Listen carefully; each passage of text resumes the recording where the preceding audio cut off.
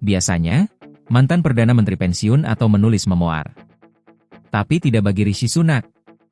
Setelah melepas jabatannya sebagai PM Inggris pada Juli tahun lalu, Sunak ini secara resmi menjadi karyawan dua perusahaan teknologi terdepan di dunia, raksasa teknologi Microsoft dan startup kecerdasan buatan, AI, terkemuka, Anthropic. Namun, ia bukan duduk di meja cubikle. Sunak didapuk sebagai penasihat, advisor. Di Microsoft, ia fokus pada strategi global dan tren geopolitik. Sementara di Anthropic, ia memberi masukan tentang kebijakan dan tata kelola AI. Transisi karir ini, meskipun berkelas, segera memicu kekhawatiran serius tentang konflik kepentingan di Inggris. Mengapa perusahaan-perusahaan ini begitu mendambakan Sunak, dan apa yang harus ia patuhi demi menjaga etika? Peran Sunak dan larangan Acoba. 1. Tugas advisor di dunia tekno. Microsoft, tugasnya mencakup memberi masukan soal geopolitik dan strategi global, memanfaatkan koneksi dan pengalamannya di panggung dunia. Anthropic, fokusnya lebih ke isu kebijakan dan tata kelola AI, isu yang sangat ia dorong selama menjabat PM, termasuk lewat AI Safety Summit 2023. 2. Larangan ketat dari Acoba. Karena latar belakang politiknya, Lembaga Independent Advisory Committee on Business Appointments, Acoba, turun tangan untuk mencegah konflik kepentingan yang berpotensi menguntungkan Microsoft dan Anthropic di Inggris.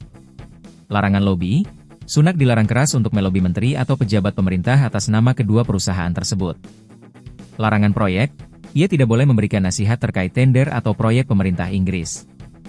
Jangka waktu, larangan ini berlaku selama 2 tahun sejak hari terakhirnya di kabinet, Juli 2024, yang artinya ia terikat aturan ini hingga sekitar Juli 2026. Kepentingan besar Microsoft dan Anthropic di Inggris. 1. Mengapa Sunak menjadi aset berharga? Acoba menilai kedua perusahaan memiliki kepentingan yang sangat besar terhadap kebijakan pemerintah Inggris. Kepentingan Microsoft mencakup investasi besar-besaran dan pengaruh mereka di ekosistem AI dan cloud di Inggris. Kepentingan Anthropic terfokus pada perluasan operasi dan mencoba memengaruhi arah kebijakan dan regulasi AI yang sedang dibentuk Inggris. 2. Persepsi akses yang tidak adil. Penunjukan Sunak, meskipun ia sudah keluar dari kabinet, dapat menciptakan persepsi publik adanya akses dan pengaruh yang tidak adil dari mantan pejabat pemerintah. Fakta di lapangan, Acoba sendiri menilai bahwa pengaruh Sunak mungkin tidak terlalu signifikan karena sudah lebih dari 1 tahun ia meninggalkan pemerintahan, dan informasi yang ia miliki mungkin sudah tidak relevan dengan kebijakan terbaru. Status saat ini, Sunak masih menjabat sebagai anggota parlemen, tetapi tidak lagi memiliki akses langsung ke rapat, dokumen rahasia, atau kebijakan internal pemerintah terbaru. Terlepas dari kontroversi etika, Sunak mencoba meredakan kekhawatiran dengan komitmen yang mulia.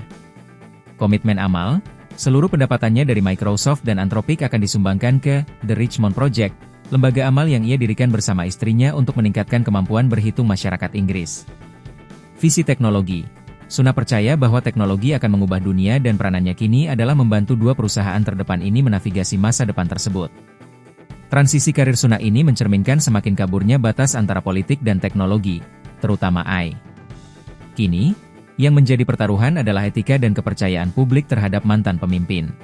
Menurut Anda, apakah larangan dari Acoba sudah cukup untuk mencegah konflik kepentingan?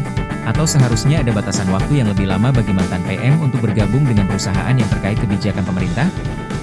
Sampaikan pandangan Anda di kolom komentar di bawah. Jangan lupa like video ini, subscribe untuk analisis mendalam mengenai politik, teknologi, dan etika global, dan nyalakan lonceng notifikasi. Sampai jumpa di video berikutnya.